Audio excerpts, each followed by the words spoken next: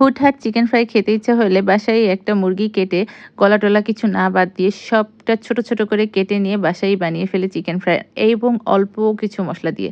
সব সময় তো আর ইচ্ছা হয় না দোকান থেকে কিনে নিয়ে এসে খাই, তাই না? আর সবসময় সম্ভবও হয় না। তো আজকে আমি বানাচ্ছি চিকেন ফ্রাই ঘরে থাকা সব উপকরণ দিয়ে। তো প্রথমেই দিয়ে দিলাম হলুদের গুঁড়া, লবণ, এবার দিয়ে দিচ্ছি মরিচের গুঁড়া, একটুখানি গোলমরিচের গুঁড়া, গোলমরিচের গুঁড়া একটুখানি না, যতখানি আপনারা একটু ঝাল, ঝাল খেতে চাইলে একটু বেশিই দিবেন। আমি মরিচের গুঁড়াও একটু বেশি দিয়েছি। এখন দিয়ে দিচ্ছি রসুন বাটা, আদা বাটা।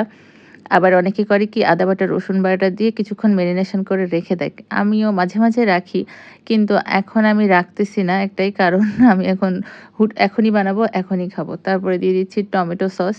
তারপরে দিয়ে দিব একটু সয়া সস আর বারবিকিউ সস। যেহেতু এগুলো আমাদের ঘরে সবসময় থাকেই, তাই এগুলো দিয়ে দিচ্ছি অল্প, অল্প করে পরিমাণ মতো। এখানে একটা মুরগি নিয়েছি। দেখেন গলা-টলা সবই আছে, কিন্তু সবই খাবো।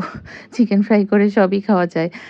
আর ঘরে যখন খাওয়া যায় খুবই ভালো লাগে খেতে। এবার দিয়ে দিচ্ছি একটু লেবুর রস। লেবুর রসটা অবশ্যই দিবেন, তাহলে কিন্তু খেতে ভালো লাগে। আর চিকেনটাও ভিতর থেকে জুসি, জুসি হয়। খুব দ্রুত সিদ্ধও হয়ে যায়। যাই হোক, এবার খুব ভালো মতো এটাকে মেখে নিচ্ছি। আর একটা কথা, লবণটা কিন্তু খুব বেশি দিবেন না। যেহেতু সস দিয়েছি ৩ রকমের, সসে একটা লবণ থাকে। তাই লবণটা দেওয়ার সময় একটু বুঝে শুনে দিবেন, খুব বেশি দিবেন না। এবার দিয়ে দিচ্ছি একটা ডিম। একটা না, এখানে ২ টা ডিম লাগবে, তাই ২ টা ডিম ভেঙে দিলাম। এখন এটাকে ভালো মতো মেখে নিব। ভালো করে মেখে নিচ্ছি। ডিমটা কুসুম সহই দিয়েছি।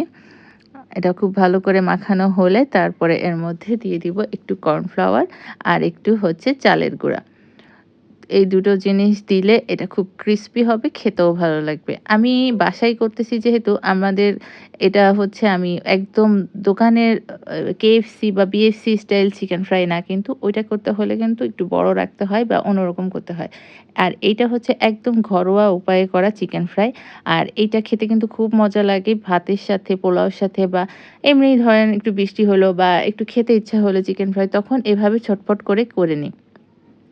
আর আমার সত্যি কথা বলতে কি, ক্রিসপি চিকেন ফ্রাইতে কিন্তু বাইরের সাইডে প্রচুর পরিমাণে তেল লেগে থাকে। তো ওই তেলটা আমি খেতে চাচ্ছি না। এজন্য অল্প করে আমি এই মেরিনেশন করার সময় চালের গুঁড়া আর কর্নফ্লাওয়ারটা দিলাম। এবার হয়ে গেল। এটা ৩০ মিনিট রেখে দিব। তারপরে চুলার উপর ফ্রাই প্যান দিয়ে তার মধ্যে তেল দিয়ে দিয়েছি। তেলটা গরম হলে জাল একটু বাড়ানো অবস্থায় চিকেন গুলা দিয়ে দিব মেরিনেশন করা। তো এগুলা দেওয়ার পরে যখন একটা পাশ ভালোমতো হয়ে যাবে, যেহেতু জোরে জাল আছে, খুব তাড়াতাড়ি একটা পাশ হয়ে যাবে, তখন উল্টে দিয়ে জালটা একদম কমিয়ে দিব। তাহলে হবে কি, এই অল্প আঁচে এখন আস্তে, আস্তে ফ্রাই হবে, ভিতরটা ভালোমতো সিদ্ধ হবে। একটু সময় নিয়ে এই সময়টা ভাজতে হবে। তারপরে আবার উল্টে দিয়ে ওই পাশটা আবার হালকা আঁচে ভেজে নিব। এভাবে উল্টে-পাল্টে ভেজে নিলেই কিন্তু ঘরে চিকেন ফ্রাই হয়ে যায়। আর এটা খেতে কিন্তু আমার কাছে KFC চিকেন ফ্রাই থেকেও বেশি ভালো লাগে। একদম অথেন্টিক উপায়ে ঘরে বানানো ঘরের জিনিস খাবারই স্বাদই আলাদা। আর বাজারের মতো তো এক তেলে বারবার ভাজা হচ্ছে না। আমরা তো একদম ফ্রেশ তেল দিয়ে ভেজে খাচ্ছি। আর আমার বাসায় আমি সবসময় যখন খেতে ইচ্ছা করে আ বাড়ি থেকে কিনে আনতে ইচ্ছা হয় না, তখন এভাবে বানিয়ে আমরা শর্টকাট খেয়ে ফেলি।